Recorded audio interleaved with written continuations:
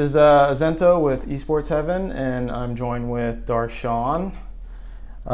So you guys just finished your game, and you focused top lane a lot against Optic.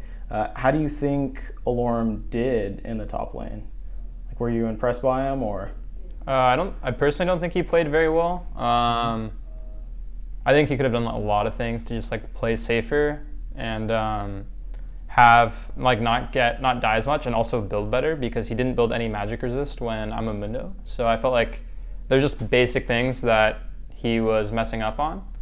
So he also didn't have any jungle support because of the funnel strategy, but I definitely think that he could have done a lot of things to not go like 0-4 by 10 minutes. Yeah. Do you have you been in a similar situation as he has, as like a new player, you know, just playing in the LCS for your first couple games, and you're getting super focused by the top laner or by the enemy team?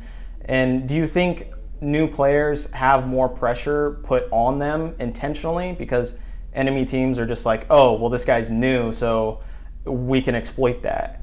Was that going through on your guys' game plan from CLG? I just think in general, when I was like a new player, it was like season 1 or season 2, so the gap between, you know, like me and the players who were better than me at the time wasn't really that big. But I think now, if you're like someone who's just starting to play in LCS, there's a lot of things you need to understand about the game, about matchups, playing from ahead, playing from behind. So I think there's probably a lot for him to learn in that regard. But I'm always excited to see new talent in LCS, and I do know that especially now it can be very hard. So I'm hoping that, you know, he can continue to improve. Yeah. Well, speaking to that, there's been a lot of top laners coming into the scene now, especially from NA. Why do you think there is more NA talent suddenly from the top lane position? I actually think NA has probably the weakest talent in the top lane role. I think it's just like myself, and then I guess like myself, Hauntzer, and Lourlo. And besides that, I haven't seen very many other NA top laners. Like throughout the history, there's been a lot of imports coming over, because I think the top lane role was just like the weakest role throughout all the seasons in LCS. So I just feel like that's the reason there's so many imports. And I think it seems to me like Optic didn't really, I think they have 2 imports already, so they don't really have a choice to import a top laner. So it was more so they had no choice but to import an NA top laner, as opposed to more NA top lane talent is coming about. But I'm hopeful that Optic can take that top lane talent and help him learn to be his best. Okay. So I guess you aren't worried about your job getting taken because you've been in the role for so long, but all the teams are now role swapping. What are your opinions about that? Do you think it's a good strategy? Because CLG hasn't role swapped yet, I believe. So does CLG just think it's bad, or?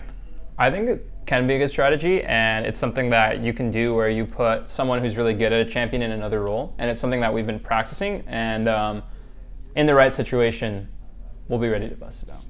Okay, that sounds exciting.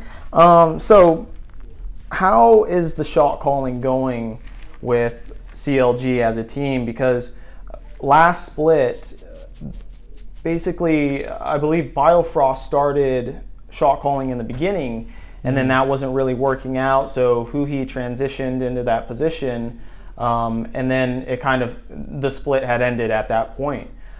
So what's going on with the comms this split? Because you guys look a lot more cohesive now. So we actually switched to like there being no primary shot caller, and I think it just helps allow everyone to kind of get their voice out more evenly. And we haven't run into too many issues where it's like we need one person to listen to. Of course, no system is perfect, but I do think that this is working better for us right now. Okay, cool. Well, that's all I really have for you. Do you want to say anything to the fans, or? I just want to say thank you guys for the support. I appreciate all of you guys sticking through, even though we've had a rough couple splits. And before our game started today, I was looking up at like the flags, and the last CLG championship title was more than 2 years ago. So I think it's been long overdue for another championship. All right. Well, thank you for your time, and check out our other interviews later. And yeah, peace.